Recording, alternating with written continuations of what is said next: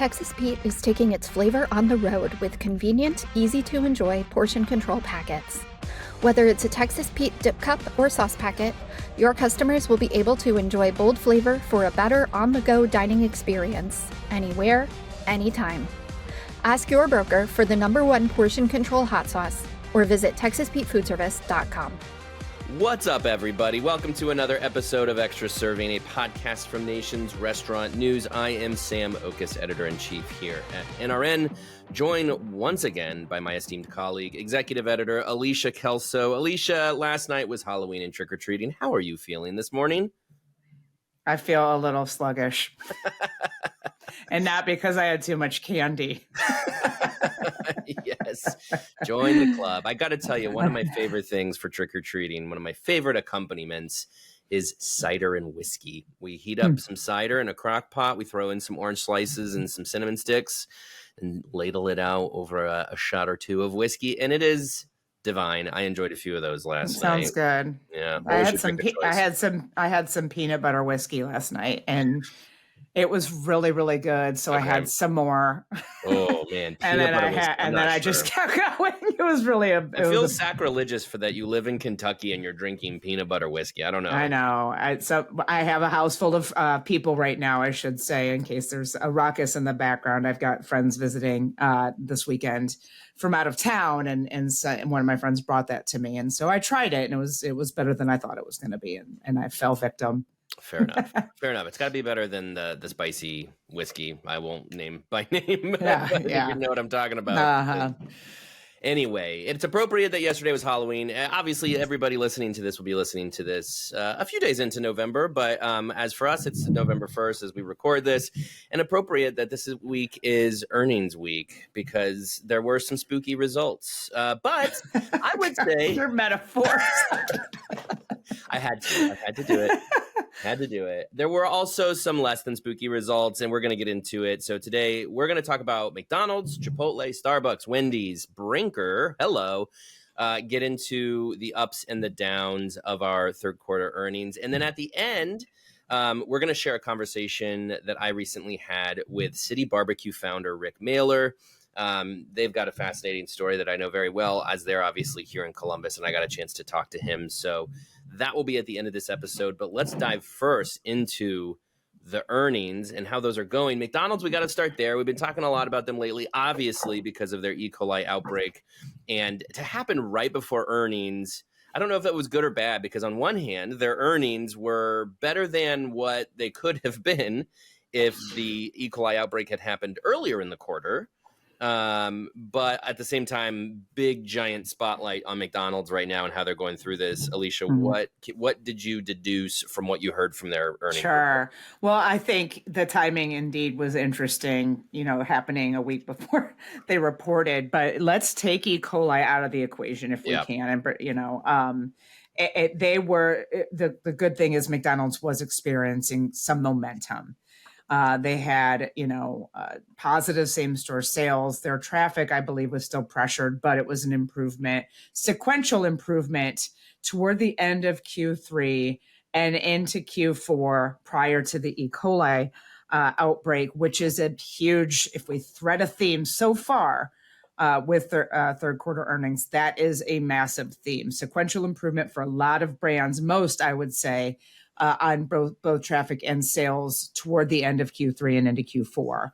This was good news for McDonald's because, as we learned in Q2, they experienced the first same-store sales decline since the pandemic. Mm-hmm. And they've been discussing all year how their traffic is eroding, particularly with lower income consumers, who they over-index with. So that is a massive concern. That is that sets up an intriguing narrative for Q3. McDonald's executives noted on the call that they started gaining back traffic among those lower income consumers for the first time in over a year. And unquestionably, that came from the $5 meal deal, which was launched in late June and has done everything that it was intended to do. Value perception scores are up, lower income consumers starting to come back. Like we said, same-store sales are up again. And so the company has extended that deal through December. on a good, that is kind of concerning because we don't want to obviously overvalue and pressure margins here. But McDonald's also had a tremendous amount of success with like its collector's meals, some marketing levers that it pulled. The Chicken Big Mac was launched in the beginning of Q4 and was generating positive traffic, and that's full margin. So that is proving to me that McDonald's is able to gain these positive results without just relying on discounting.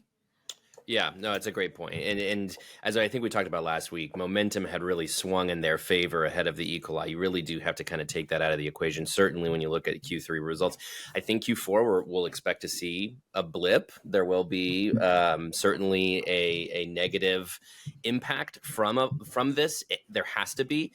But I got to tell you, just to carry on our conversation from last week, I think they've really dodged a bullet in some ways with this outbreak because it's starting to fade, I think, from the collective consciousness. Now, probably a good thing that this happened right before the election, that it doesn't dominate headlines because right now everything is the election. And they also handled it pretty well. I think they steered around it tremendously. Yeah, kudos really, to their, yes. Totally followed a blueprint to a T, I think, in terms of how you should navigate a foodborne illness crisis such as this. Inevitably there will be some lost trust with customers. I think you'll see probably Nebraska, Colorado, the 13 I think states ultimately being impacted. You'll probably see a hit in sales, but I won't be surprised if it just picks right back up because this is McDonald's we're talking about. This is not a regional chain that hasn't built that trust over generations. This is the biggest chain that has, for going on 70 whatever years, built that trust and that expectation among consumers. So I expect Q4 we'll see the momentum continue to trend in their favor.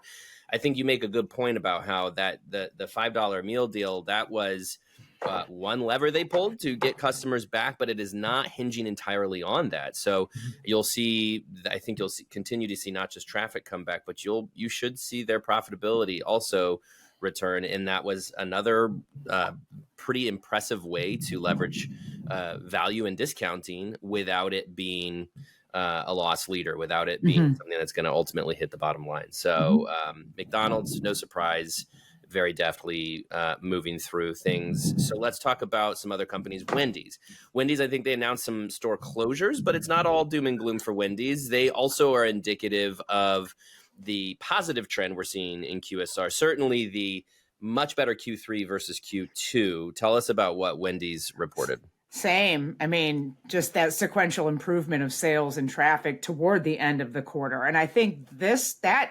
overarching trend really makes me intrigued about Q4. I hate getting ahead of myself, especially because I think we're only a third into earnings so far.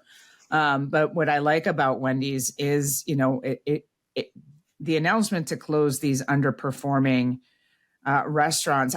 Retrenchment can merit a negative, connotation. But I think in this case, similar to, cases, for example, like at Wendy's, at Applebee's, retrenchment for companies that are, this legacy companies, if you will, like Wendy's and Denny's and Applebee's, retrenchment is not a terrible thing. Right. For Wendy's case, we're talking about underperforming stores that are barely pushing $1 million in average unit volumes. That's just not good enough. And Wendy's is recognizing that they want their system to be healthier, and so at the benefit of closing these units to get a healthier system for the net unit growth that they're focused on, with over 2 million AUVs. That should be the goal. Right. I love the conversation that we're having now in this industry in earnest, in a way that I can't, obviously unit economics has always been important, but I think that the conversation is really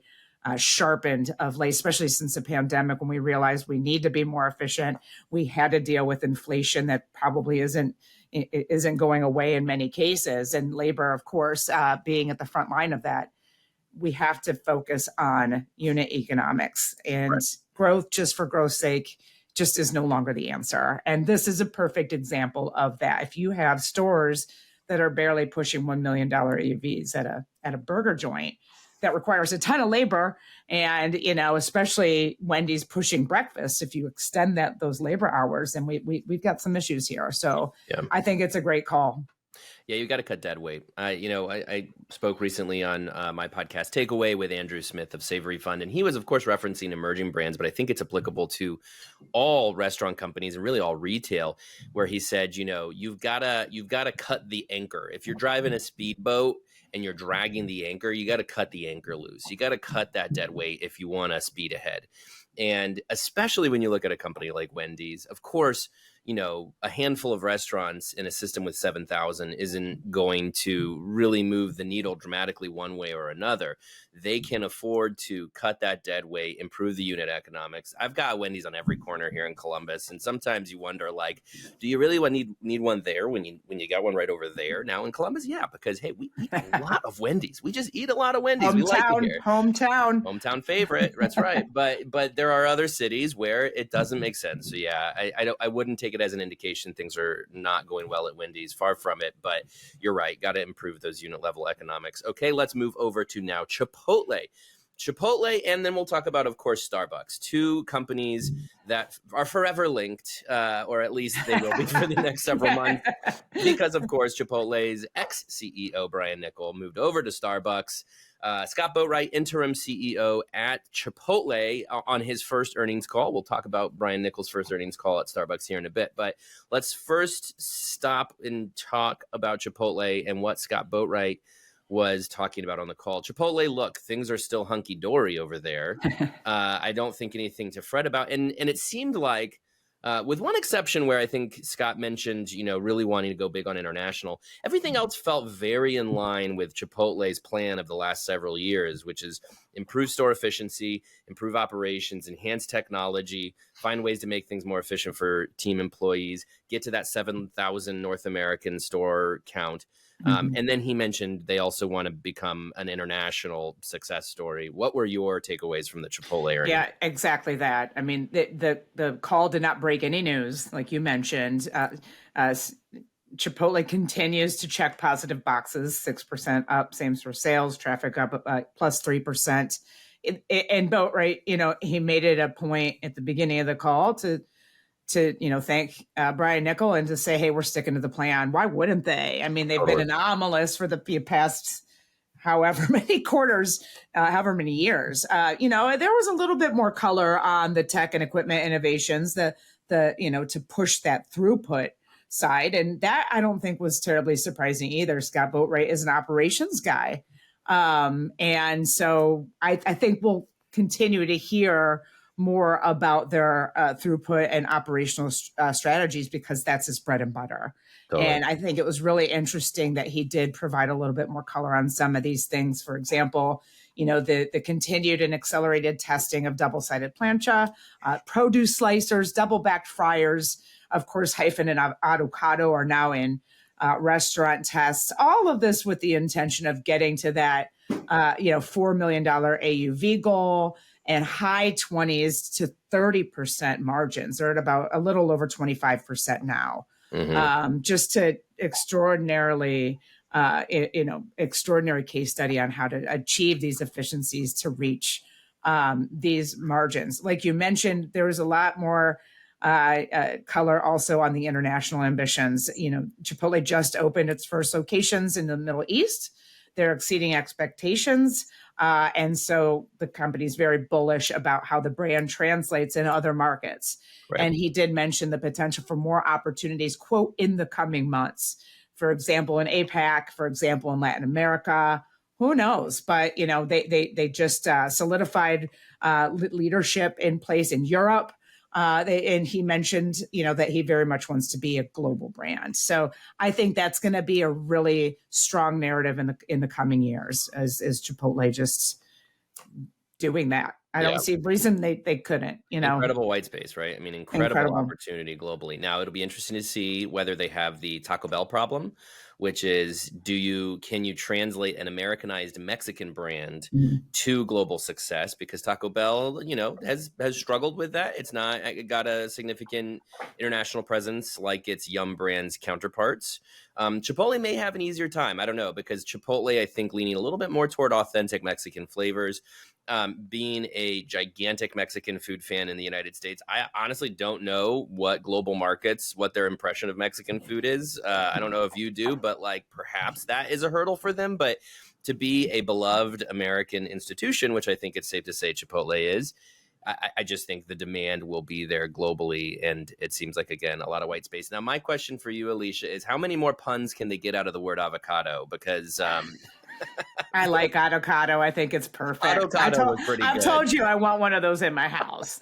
But what is I was trying to wrap my head around the HR tool. It was avocado. I can't figure it out. I'm sorry. When you spell it out on paper, it doesn't make any sense to me. I think you got to say it out loud. Anyway, moving on. So let's talk about the old Chipotle boss, Brian Niccol, now at Starbucks. He had his first earnings call. Now, we talked about this last week. We talked about how this was going to go because he nipped it in the bud, got ahead of it. They filmed a video with Brian Niccol talking about his ambitions for how to change Starbucks. And they said what they expected from the earnings call, which is that traffic and sales were both down significantly. And hey, here we are. Officially, they are down significantly.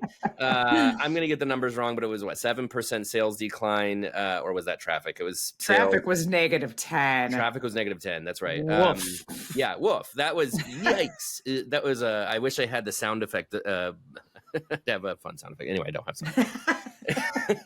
I was like, what sound effect? I don't know what you're talking about. Anyway, that's for next week. But he laid out several plans for what they plan to do to overcome this. And our colleague Joanna Fantozzi outlined those in a great story you should go check out at nrn.com.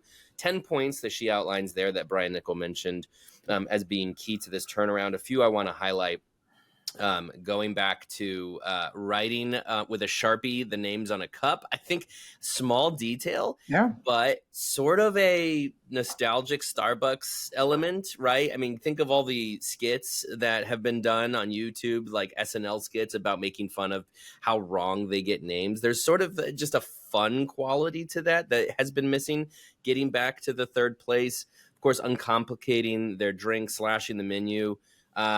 What's he trying to do here? Why is Brian Niccol? Why are there so many different things that he wants to tackle here for Starbucks? So many different things. It was a really, really long call. I poured through the transcript and was, I was getting kind of wanting it to be over. It was so long. I think that's how deep we are in a hole with this company. Yeah. And take China out, because I think that's a completely separate conversation. We've got big problems in China right now with Starbucks.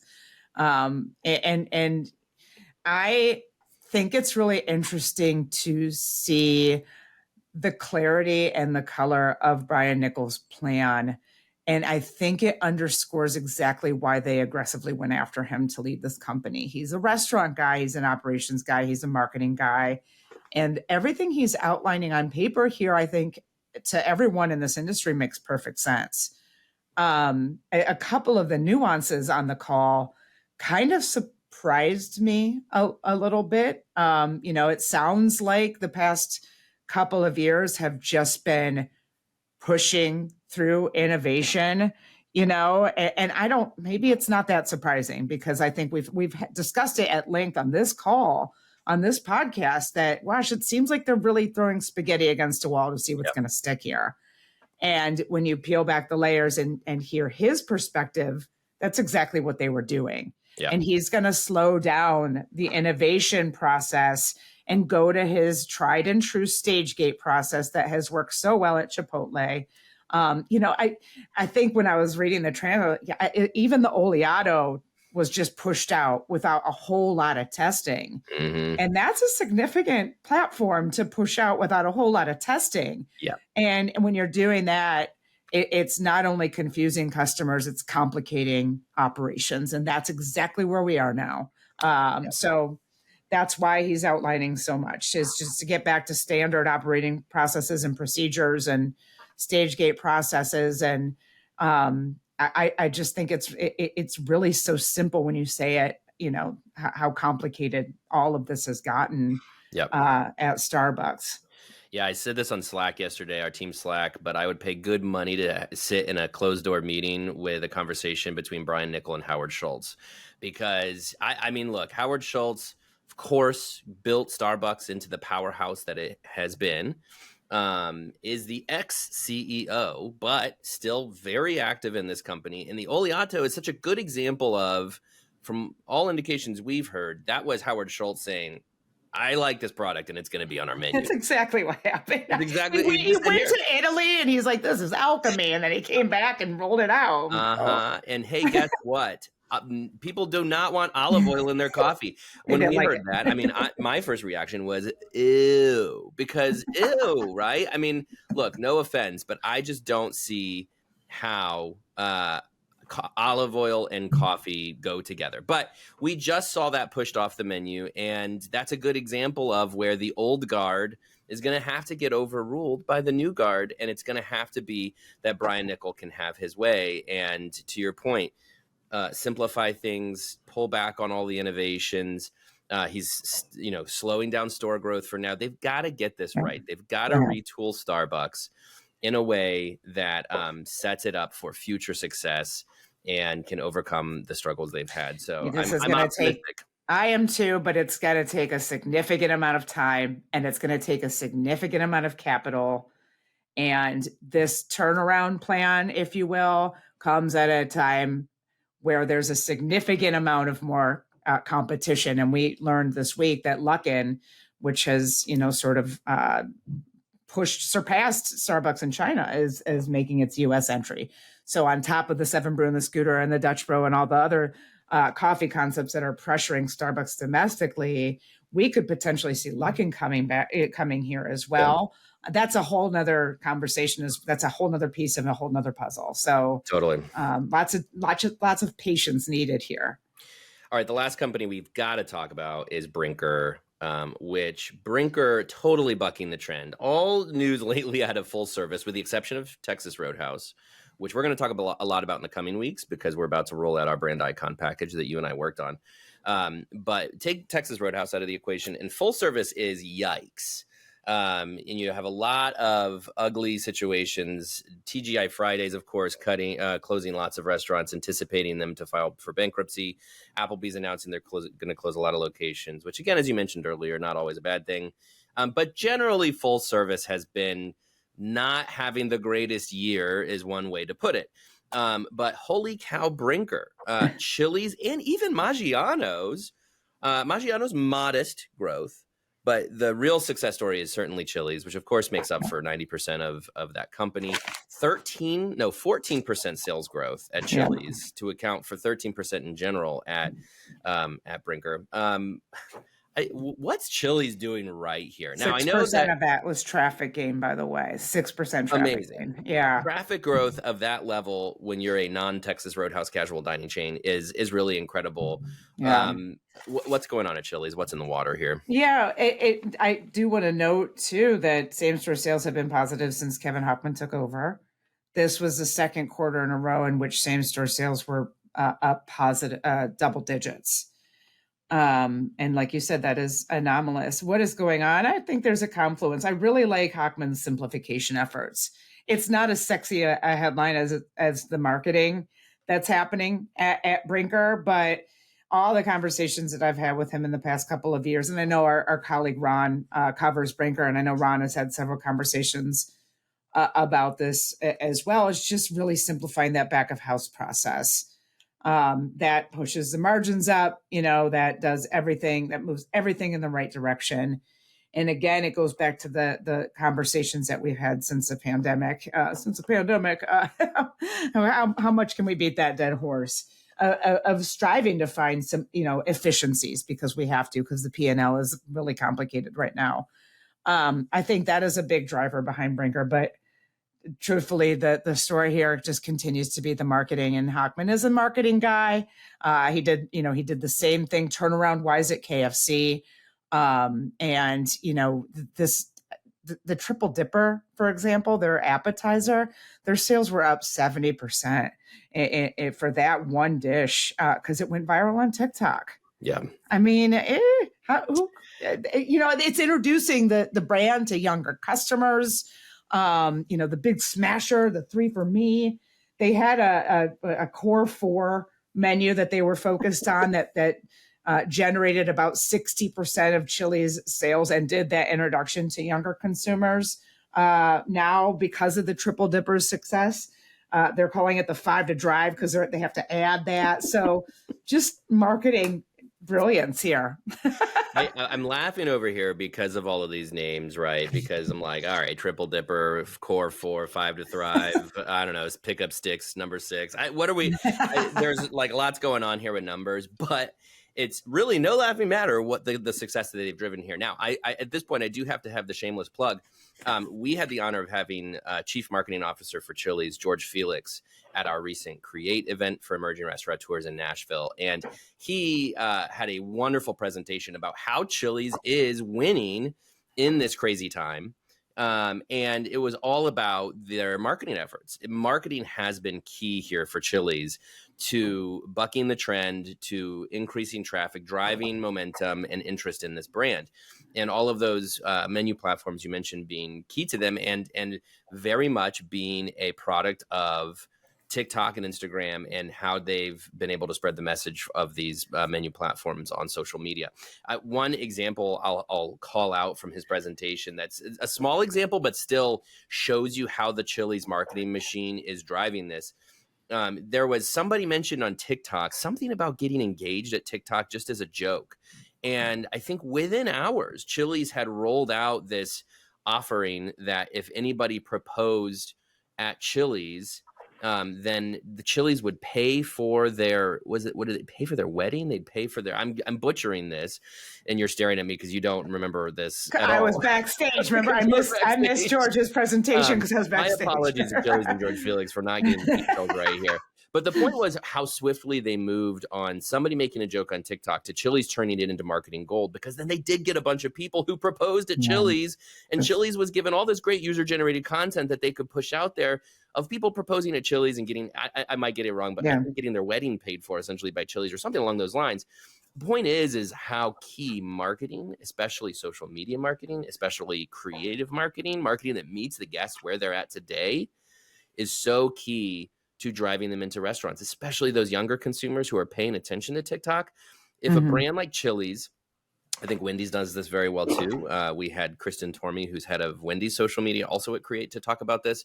When you have these brands that very deftly can meet the moment and at that speed of culture, as they like to say, where they can talk very authentically to guests, but in a way that is not like they're abusing, the zeitgeist or anything like that. They're just fitting into that conversation that's going on social media via TikTok, Instagram.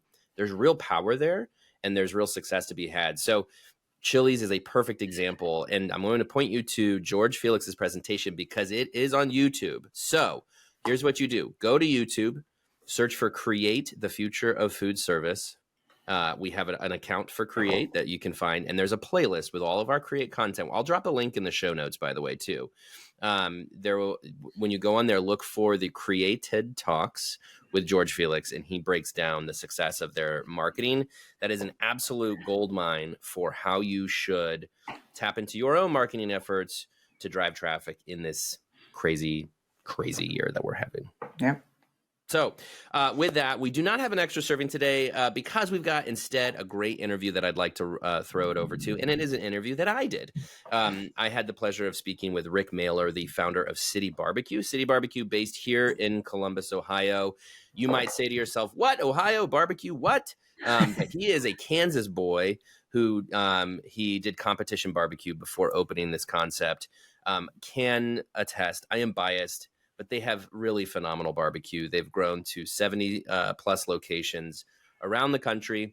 And I think just a very exciting fast casual barbecue success story. By the way, I did also want to note one more shameless plug. If you are a founder of a restaurant company, we are launching something called the Founders Nest. And the Founders Nest is a community of founders where we are going to have monthly conversations, as well as ongoing communications via email and WhatsApp. And then some exclusive in-person meetup opportunities for founders. This is part of our broader Nest platform. If you're a CEO, CMO, CIO, CTO, CLO, I don't know, whatever all the C-suite acronyms are, but there's a good chance we have a Nest for you too. So if you're interested in being part of small group communities with peers who are in your same position, shoot me an email, sam.oches@informa.com, sam.oches@informa.com. Harder for me to spell Informa.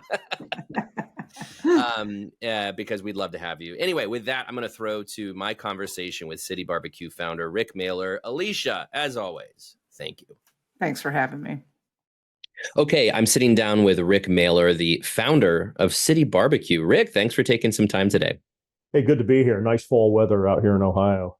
It is very beautiful. This is my favorite time of year. We're coming up on Halloween. People who listen to this will be after Halloween, so hopefully everybody's getting their candy fix. They got their candy fix in. We're in that perfect pre-Halloween gearing up for it. Everybody's excited, so I'm sure I'll have a candy hangover by the time everybody's listening to this. Rick, you and I share a town. We are both here in Columbus, Ohio. So, of course, I am such a big fan of City Barbeque.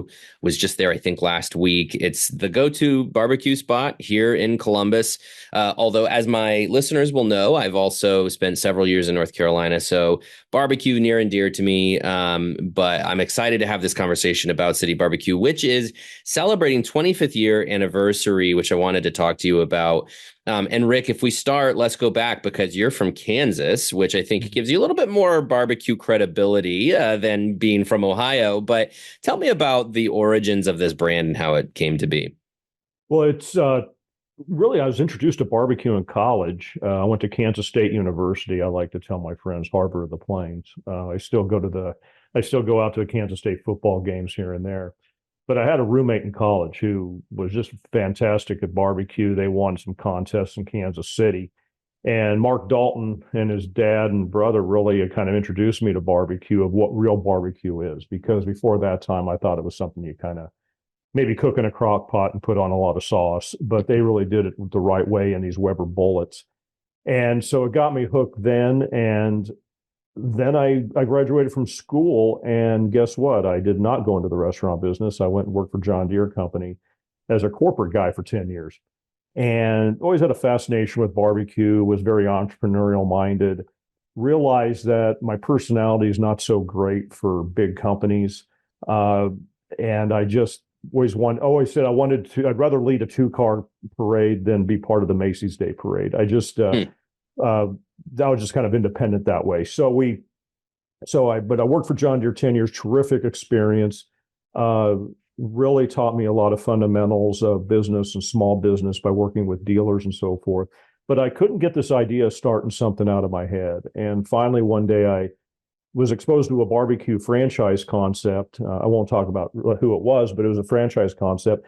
And I met with them and thought, hey, this could be something kind of fun. And I like barbecue. It's interesting. But then I realized that maybe I could do this on my own instead of being a franchisee. So the problem is that I had zero restaurant experience, knew nothing about restaurants. But I just couldn't get the idea out of my head. And I met up with some other fellas that were part of the Barbecue Boys cooking team. And so they had won the American Royal in 1997 in brisket and had won several other contests. And they sort of had this dream of doing a kind of like today would be called a food truck, but basically setting up in a parking lot and selling some barbecue out of it. And I was an idiot that came along and said, hey, I want to quit my job and start this thing. And can you kind of train me on how to do barbecue and help me out a bit? And they signed on. And then we also realized, but wait, none of us know how to run a restaurant. So we found another fellow named Frank Pizzo, and Frank and I just had the same values in terms of how we thought a business should be. and he worked for Burger King for a lot of years, and he really knew operations of a restaurant. So I talked Frank into leaving his job and partnering up with me, and we started City Barbecue. The crazy thing about it is we were not actually a restaurant first. We were a catering company first, and this is the only reason of this is because we had so many delays opening the first restaurant that I had to do some catering, and so we put a smoker in my driveway, did a makeshift kitchen in my garage in Dublin, Ohio, and started doing a few catering events here and there. We didn't break any rules other than we didn't get all the permits we should have had, but it's been 25 years, and I think the statute of limitations has run out. Water in the bridge, I think, at this point. Yeah. So what was behind the City Barbecue name then? I'm curious because I mean, barbecue is such when I think about it, it feels a little bit more like a country kind of product, but you guys called it City Barbecue. Why? Well, it's because we couldn't think of a better one. Yeah, that's a good reason. I'm sitting around, I'm trying to think of a name for this thing, and we can't. I remember one name I had was Cleaver's Barbecue. You know, you're sitting there, you're hitting your chop with cleaver. It just didn't sound right either. And like, what are we going to call this new restaurant we have? And finally, one of our partners, Jim Boudreau, said, I always had this dream of calling something City Barbecue, and it's not about urban, but it's more of the city of a gathering of people, and they can commune together and be part of this group and enjoy barbecue as a community. And I went, sounds pretty good. And by the way, we don't have a better name right now, so let's go with it. And that's how it became City Barbecue. It's just as good a way to name a restaurant concept as any. I always love those. I spoke with founder of Ziggy's Coffee a few weeks ago, and he was telling me that the name Ziggy's was because they had certain number of letters that they could put on the signage on the wall, and so they went with Ziggy's instead of Gizzy's. So it was like, sometimes you just stumble into a name, and that's just going to work out for you. Okay, so of course the question you get all the time is, what is Ohio barbecue? What is Columbus barbecue? I think I probably thought this initially when I first heard about you guys many, many years ago, because barbecue is so rooted in place. But, this is not about saying this is an Ohio barbecue product. This is something a little bit different. Yeah, it is. And it's really, we're not even trying to say we're Ohio barbecue. The only reason City Barbecue started in Columbus is because John Deere moved me here in 1997. Gotcha. And so that's that. If they would have moved me to Wichita, Kansas, it probably would have been started in Wichita, but it started in Columbus because they moved me here. And this is where we had the idea. And we loved Columbus so much, we wanted to stay here. So being from Kansas, I was introduced to a lot of Kansas City barbecue and that type of styles. And then obviously you have all these other regional barbecue styles out there. And people think of that so much when I think of a barbecue joint is, okay, what region are you representing? And as a matter of fact, when we were getting ready to open our first restaurant, a CEO of a fairly popular restaurant company at the time predicted to one of my partners that he would be at our auction in 6 months because people would not buy brisket in Ohio. I'm like, okay, well, that's good. That's good little incentive for us to see if we can make this thing work.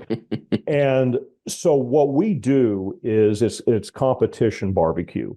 So we cook it, not today. Contests today have gotten really, they're like way out there. They're doing crazy stuff in terms of their preparation and presentation. But back in 97 and so it was a little more, it was a different type of contest. But we always want to cook our barbecue to competition quality standards. We don't sauce it up. We do it to what you would do if you were going to enter a contest of true barbecue. It just so happens if you were to take regions of our barbecue, I would say our brisket is probably most similar to the Texas region. Our North Carolina, Eastern North Carolina, Western North Carolina, Western North Carolina will be probably reminiscent of our pork. Our chicken is just a good, terrific smoked chicken, and our ribs is something you probably get in the St. Louis area, or even maybe in Kansas City, depending on the cut. So it's really more of a competition quality art. We really look at the art of smoking, the art of barbecue, not, hey, we're just from this certain region of the country. Well, it helps you to be really untethered to any kind of rules, right? Because having lived in North Carolina, and by the way, I think only about 2% of the people listening to this caught when you corrected Western North Carolina to Eastern, because that is important. There's a very distinct difference, right? Yes. But I imagine it just helps to not be tethered to some of these rules, which sometimes diehard barbecue fans, I get the feeling they don't ruin it, but like to box yourselves in so much can also hurt your impression of barbecue, I would suggest. So do you feel like it's a good thing that you're untethered to some of those rules? Yeah, we can. What we always say is barbecue. It's the process of smoking meat and cooking it. Normally, it's going to be a low and slow method, and so that's what we really want to be. But we want to respect the tradition of barbecue, but also be innovative at the same time. Something I'm trying actually tonight is I'm going to sous vide some ribs that I got at Costco, but I got some raw spares at Costco, and I'm going to sous vide them and then try to throw them on the smoker Sunday and see how that is and what that can be. That's cheating a little bit on the barbecue because that's not cooking it the entire time. However, I think it's an example of how one can always be trying to innovate and do something interesting with the craft, because they've been doing it for thousands of years with the craft of barbecue and innovating. So we will do that, but we also want to respect the tradition of what it's really all about. Yeah. Well, the other thing I think it does, which is a benefit to City Barbecue, is, when you have a Carolina joint, a St. Louis joint, a Texas joint, and then that's all they have. They don't have a mixture of products. You guys do have the whole range, as you were just describing. So you guys have that combination of a varied menu with lots of different barbecue products. And in a place like Columbus, I think one thing I'd push back on, the difference between it being here versus Wichita. Wichita probably has a lot more barbecue competition there versus Columbus, kind of a white space, I would say, because even today, 25 years in, you don't have a lot of competitors here in Columbus. So it kind of feels like you guys could own the market a little bit. Well, it's interesting too, is that that's kind of a two-edged sword. And what's fun about being a founder of a company and on this podcast and talking about a little bit of founder type things is, people didn't think we would ever be able to travel well. They're not going to accept you in North Carolina because they know what they're eating, or they're not going to accept you in Atlanta because they know what they're eating. What we found is that if we expanded, and we've come a long way from the garage and taken food to my neighbors so they could cook it. We've been accepted in the South in these different regions because I think we've hung on to the tradition of what we're doing, and we also try to just make something that's delicious and good. Right. And I think sometimes you can try to get it too futzy. And I remember I've talked to research chefs and people over the years, and my pet peeve term is, well, I did this with a twist. Well, what does that mean? No, twist. But just what we try to do at City Barbecue is just stay in, I use a cliche, stay in our lane of just, is this delicious? And is it great barbecue? And is it a barbecue centric item? And we haven't always been true to that. We've wavered at times, but then we go, hey guys, let's not get stupid here. Let's get back to what we do, and let's stay true to what we're good at. Yeah. All right. So going back to that story of you as a founder, and you're catering initially, you're smoking in your driveway, but you do get the first restaurant open. Tell me about those first couple of years running a restaurant. You didn't know what you were doing. You had one partner who had been in the restaurant business, but tell me about that learning curve for you as a founder and becoming a restaurant guy. What was it like?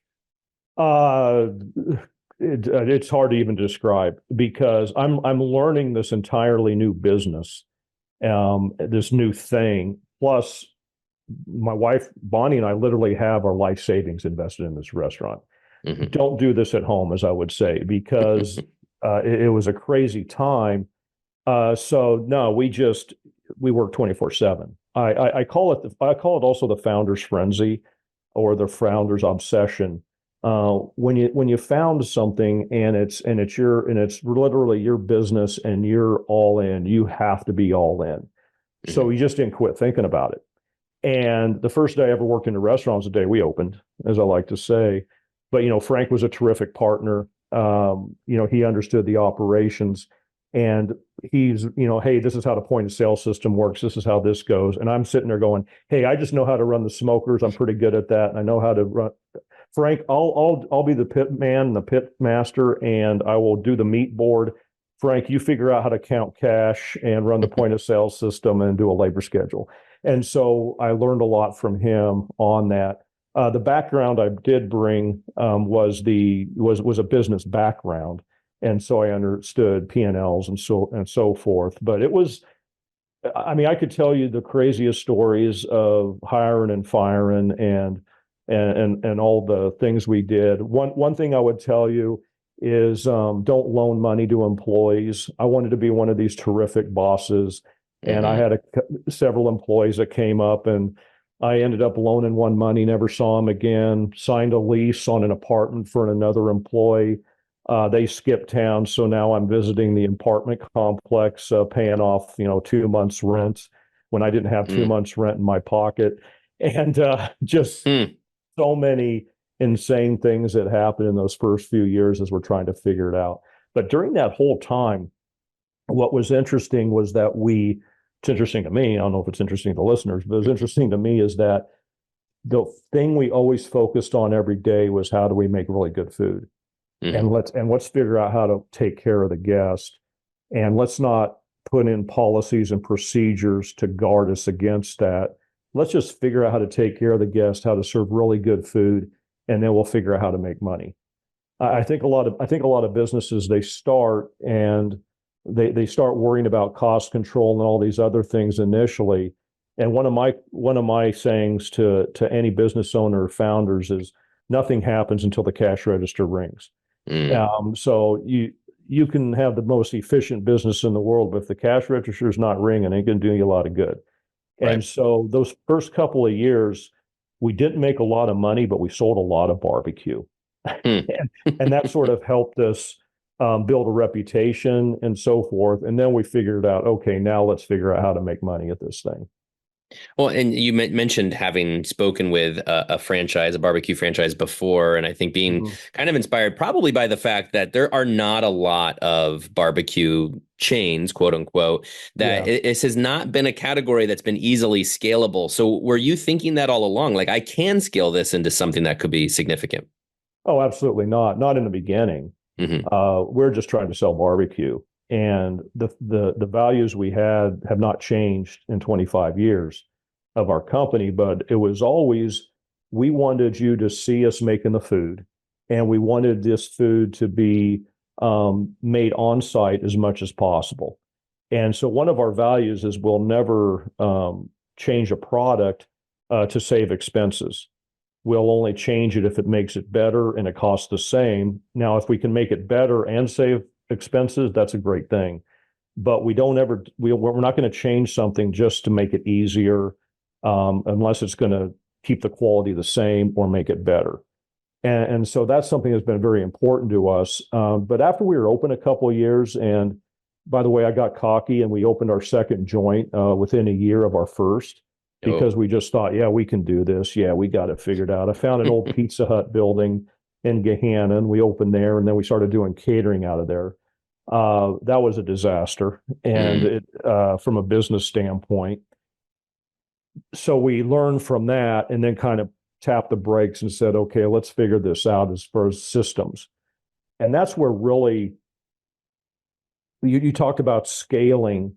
We never had an idea of like, okay, we're going to have 20 joints or 40 joints or 50. We were just trying to survive. We did the second one, give us some more catering opportunities out of there. And then we tapped those brakes because it really hurt our business and we were running out of cash, which cash is king. An old guy at John Deere used to tell me, he said, Rick, cash is king. If you got cash, you're okay. We didn't have cash, and so we had to kind of pile that back up. But it wasn't probably until we were open about 4 or 5 years that and we had three of these that I went, okay, maybe we can continue to grow. We continue to build these. And then it was not until really about 2014. So now we've been open for, a number of years. And I thought, maybe we do have something that's truly scalable on a larger scale, because we had really worked hard on systems and processes and having those in place to really be able to replicate it while maintaining cooking everything on site, having 3 smokers at every joint.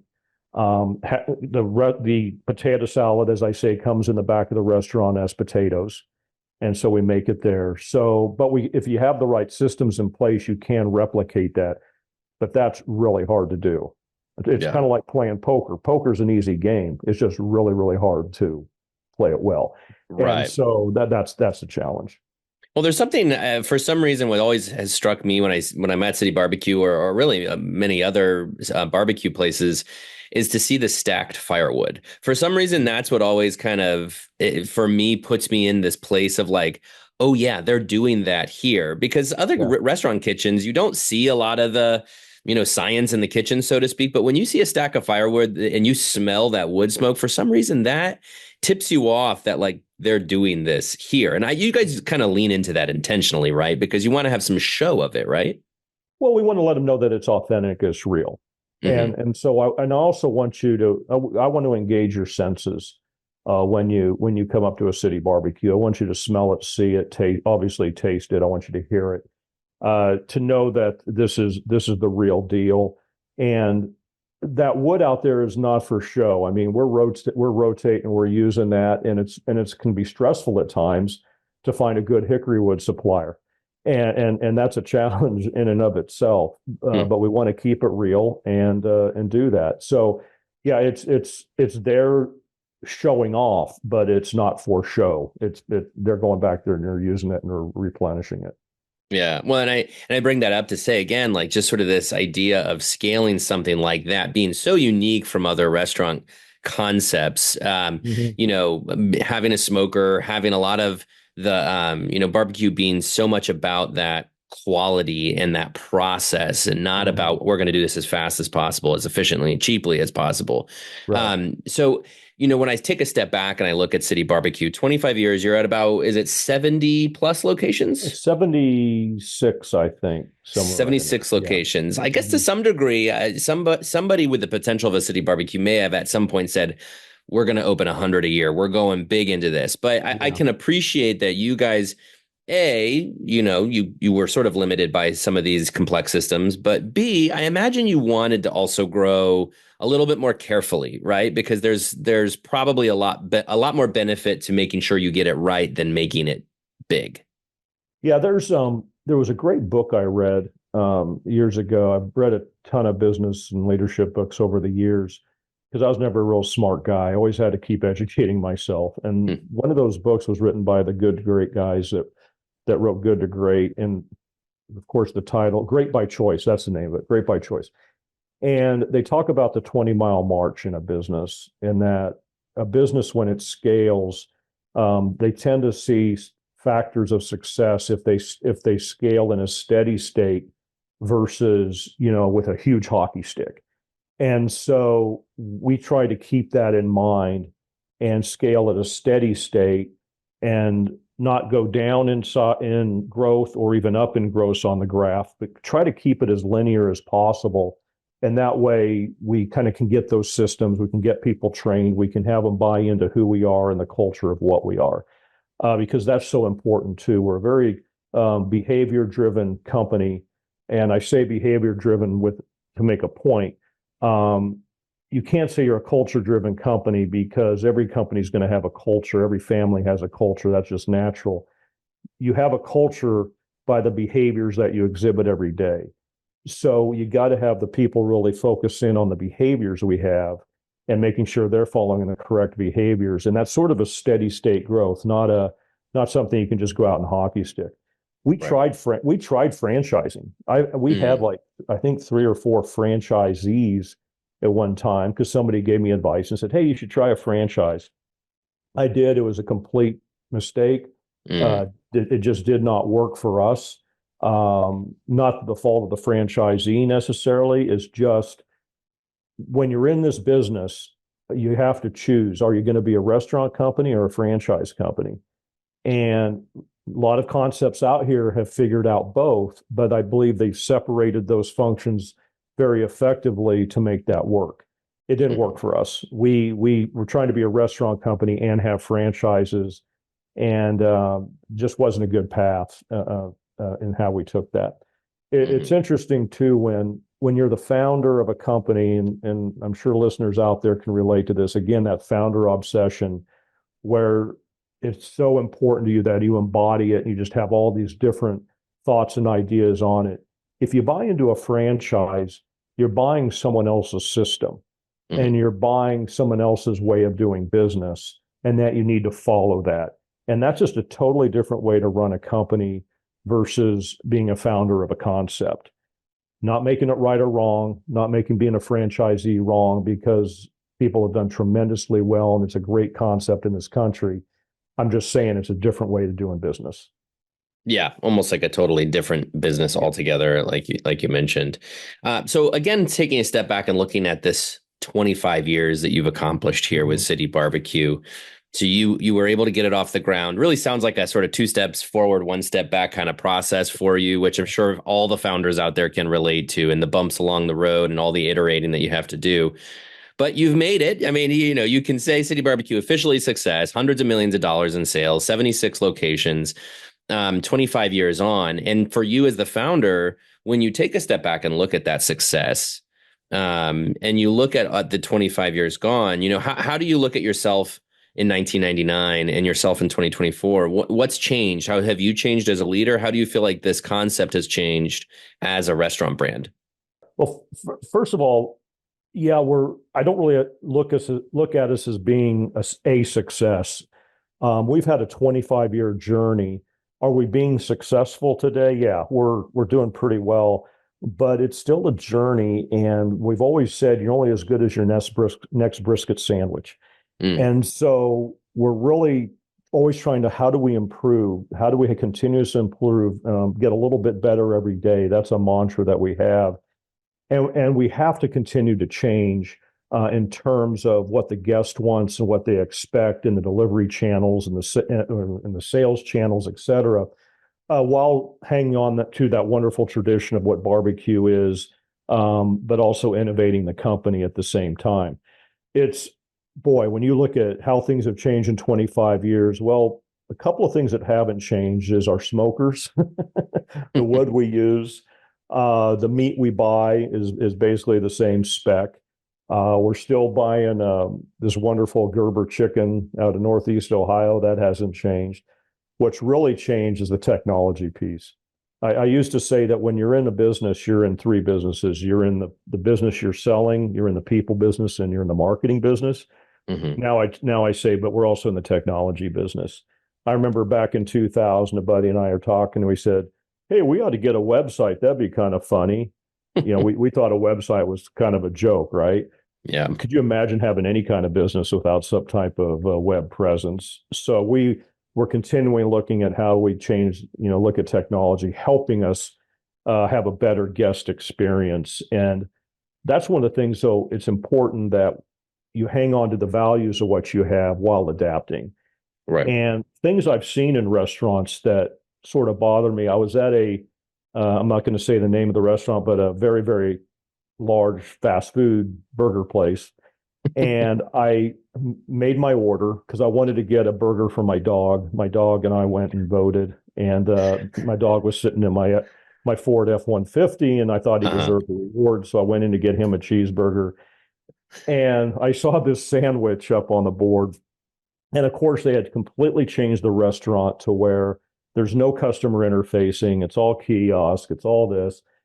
And people are kind of walking around lost, like, what do we do? And finally, I went up and I placed my order as a real life person. And I said, and after I ordered my sandwich, I said, you got this new feature item. I'm not going to say what it was again, because I'd give it away. You have this new feature item. She says, oh, yeah, it's really good. And I said, oh, it is? Man, can I change my order? And she looked at me and says, oh, no, it's already in the system. Wow. I'm like, whoa. I hope City Barbeque never becomes that. Yeah. The values we have is you take care of the guest, you make it happen, you make it work. We have rules for that to just make the guest happy, and then we'll figure it out later. Yeah. And so a lot of companies, and the things we have to watch is you just don't let technology overtake and ruin the guest experience. You make that technology a wonderful tool in your toolbox. Right. And people still want to talk to people. They say, well, the new generation, they want to order on their app. They don't want to see anybody. Yeah, that can be true to a degree. That's true. But still, if you want to talk to a person, you should be able to do that. Well, and then it's the adage, the customer is always right. Like, Yes. that experience you just described, what a missed opportunity to demonstrate the customer is always right. So every founder who's listening, every CEO who's listening right now just groaned loudly, I'm sure, because again, such a missed opportunity. I'm never going to get the image of you getting a burger for your dog out of my head, by the way, because I don't think I ever got my dog a burger. But maybe I should. Maybe I need to change that. He's a good boy. He's a big lab. He likes to eat. I love that. That's great. And hold on. I feel like I need to ask, did you order anything for yourself there too? Or did you just order for your dog? Okay. I did. No, I was not going to get, by the way, I like to go shooting. And Chief is this big lab. He's fantastic. He lays right under the shotgun. He doesn't care. He just sits there. But I took him to vote. I did early voting. And so I gave him that reward because he had to sit in the truck a little while. And yes, he had a cheeseburger, and I was going to get that new thing, but they couldn't change my order. And so even though I was going to pay for it, so I had a cheeseburger as well. There you go. Well, yeah, you got to take care of that good boy. So I appreciate that. Okay, you've talked about innovation. I want to dig into that a little bit because, again, going back to your role as a founder, now you have Mike Muldoon in a leadership position at City Barbeque now, and he's serving as that sort of function of being the head honcho. But you, of course, are still, I imagine, pretty active in this business. I'm sure you and Mike talk all the time. And so you mentioned that concept of innovation, and I'm curious from your perspective as a founder, especially now 25 years in, how much do you immerse yourself into that process and look at innovation and collaborate with the team versus trusting the people you've put around you and in place at City Barbeque to do that? Well, actually both. Trust and be interested. I think when you found a company, you just never can really say I'm done completely. But Mike is our CEO. He's a tremendous CEO, a great leader, really knows how to put together teams, work with folks. He and I are completely lockstep on the values of the company and what we're trying to accomplish. He has just been a tremendous addition to our team. The thing is, I've been doing this 25 years from a garage, so I just have a lot of inherent knowledge and experience. Right. And so Mike and I work very well together, though he runs the company. I try to stay in the background a bit and just have conversations with him, and then he kicks ideas off of me, and I learn a heck of a lot from him, and then all the other folks on our teams out there. So it's actually worked pretty well, but you kind of have to set your ego aside too and realize, I founded this company with my original partners, the Barbecue Boys and Frank and those guys. However, this person's in charge for a reason, so let's see what they can do. And we're bringing a lot of innovation, and he's leading that charge into our company to advance us forward while maintaining who we are. One thing I will tell you, I just turned 60 years old not too long ago, and actually this month. And that's kind of crazy to even think about that. But I don't ever think one can completely retire. When you have something you love and you love to do, I don't know how one can retire. I think I'd get really bored. I do have a funny story. My wife and I have been married for 33 years, and she bought me a birthday card for my birthday. Obviously, and she threw a big party also. But anyway, so she gave me this card, and I said, "This is a nice card. I really like it." And she says, "Yeah, it was really nice, but I couldn't bring myself to buy the one for $10. That $10 birthday card, she said, I just couldn't do it. This one was $4.95. I'm like, yeah, Great. I'm not worth that extra $5.05, I guess. Save that for your 70th birthday, I Yeah, but my guess. 70th, I'll get the $10 birthday card. That's funny. I love that. Well, I think to your point too, I mean, I imagine City Barbecue must feel like your baby, right? It must feel like Yeah. your child that's 25 years old. Yeah, a little bit so, and maybe it was time to send him to college. So that's That's that's right. totally fine. It's all grown up funny. Well, I'll tell you, I've had this conversation several times recently, and there are four companies that I see, so four major national chains that I see as being, so that are so successful, and that people constantly ask me, how do they do that? How are they so successful? And I'm sure you can think of them when I tell you who these companies are, which are, Chick-fil-A, Raising Cane's, Texas Roadhouse, and Jersey Mike's. Yeah. And these four companies, through the pandemic, through inflation currently, have continued to have eye-popping numbers just quarter after quarter. And when people ask me why, I say, well, look at them. They're all still founder-led, or in Texas Roadhouse's case, founder-inspired, since Ken Taylor passed away. And I just think, like, the founder is really so much the beating heart of a company. And when the founder is still involved, long into the company's story, and even in the Cathy family's instance, it gets passed down to generations. There's something about having that sort of North Star, I think, that helps a company stay on that straight and narrow to what they've always done best. I'm sort of curious in getting your opinion on that, because as you look at those companies and other companies, I'm sure you look into as examples of founders who really just keep their company, on that straight and narrow. Does that resonate with you? Is that something you think about as you grow this company? Completely. You said it so well. And when I think of those companies, you kind of listed the ones I was thinking of anyway. And what they do is, those four you listed, they may have changed a bit, they may have evolved, but they're still doing what they do. Yeah. Chick-fil-A makes a chicken sandwich. Texas Roadhouse does a hand-cut steak. They're still focusing on those basics and not trying to get crazy and try all kinds of different things. And also, I think there's a little bit of patience with that too, because they're all companies that have been around a long time. And I guarantee you, they've had some roller coasters there in terms of sales and profitability over the years. But because they tend to look at the long term, I think they're going to succeed in the long term. Mm-hmm. And that's something we really want to do at City Barbecue, is not worry about the quarterly earnings report, but rather, how do we do everything for the creation of long-term value? Whether it's investing in our teams, whether it's investing in a piece of cooking equipment, whatever that might be, how do we create long-term value, even though it might hurt the numbers in the short term? I think when companies start worrying too much about their monthly or quarterly number hitting, or did they make a budget this time, I think that takes your eye off the ball of what you're really trying to do.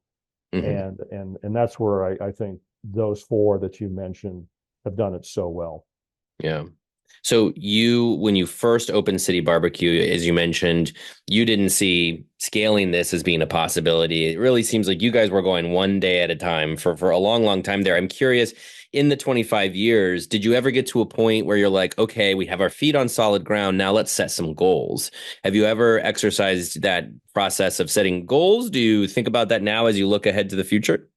Yeah, we became more sophisticated, if you will, where we would have planning meetings and say, okay, where do we want to go in the next 2 to 5 years? And that process probably started, I'm going to guess, about 2007, 2008, where we actually sat down as a team and said, okay, where do we really want to take this, and where do we really want to go? And so we got more, I guess, sophisticated. I'm trying to think of a better term than that, but more sophisticated in our planning process and what we wanted to achieve and where we wanted to go out there. The big things, we have these big kind of inflection points in business that makes a real change. One was when we went to Dayton.